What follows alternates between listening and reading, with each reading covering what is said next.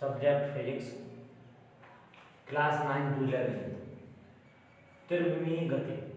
जब कोई वस्तु इस प्रकार गति करे कि उसकी गति एक्स अक्ष, वाई अक्ष अथवा जेड अक्ष में से तीनों पर निरूपित कर सके तो उसे त्रिविमीय गति कहते हैं।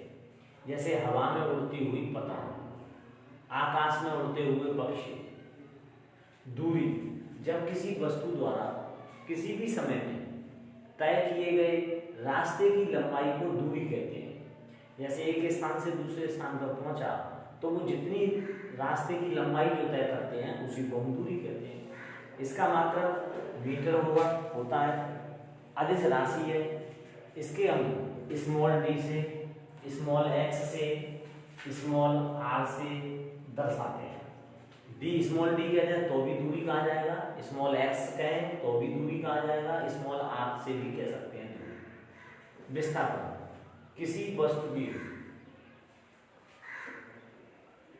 प्रारंभिक स्थिति यहाँ पर है ए बिंदु पर, अंतिम स्थिति बी बिंदु पर, तो प्रारंभिक बिंदु से अंतिम स्थिति तक। अब प्रारंभिक बिंदु से अंतिम बिंदु तक ये ऐसे चला या ऐसे चले, किधर भी चले, तो प्रारंभिक और अंतिम स्थिति होगी उसके बीच की दूरी है, उसे हम विस्थापन कहेंगे। फिर यहाँ से मान लो यहाँ पे आ गया तो यहाँ से दूरी न, यहाँ से ये दूरी कही जाएगी, यहाँ से ये दूरी कही जाएगी, लेकिन यहाँ से विस्थापन ये कहा जाएगा, ये सी बिंदु। यहाँ से मान लिया फिर ये डी बिंदु आ गया, तो अब हमें लास्ट में जो दूरी तय दिखाई जाएगी वो ए से डी की दी जाएगी कि विस्थापन कितना हुआ ए से डी के बीच।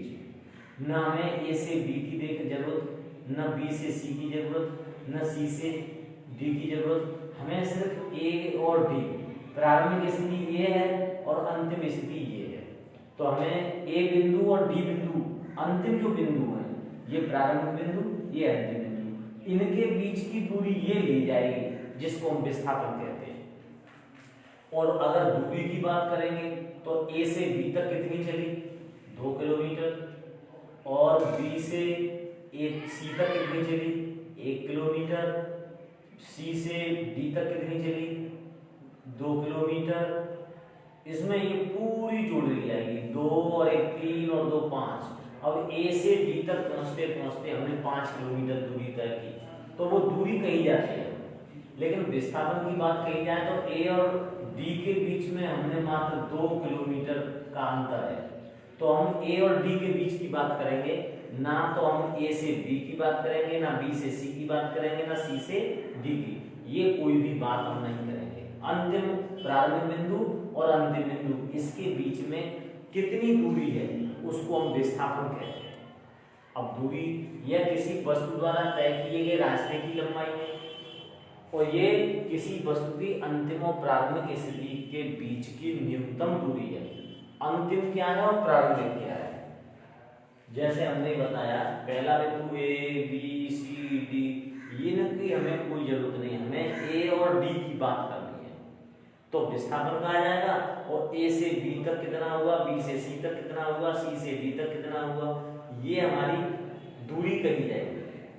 दूरी इसलिए अदिश राशि है और विस्थापन सदिश राशि है।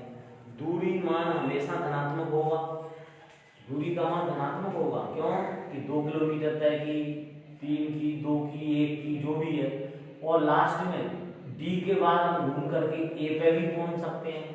जब डी से ए पे घूम के पहुंच गए तो विस्थापन तो क्या होगा, धनात्मक भी हो सकता है, आगे जा रहा है, फिर ऋणात्मक भी हो सकता है तो वापस लौट के आ गया, और वापस उसी ए पे आ गया तो शून्य भी हो सकता है। लेकिन दूरी का मान, दूरी की बात की जाएगी तो ये सारा जोड़ लिया जाएगा, इसलिए दूरी का मान हमेशा धनात्मक होगा।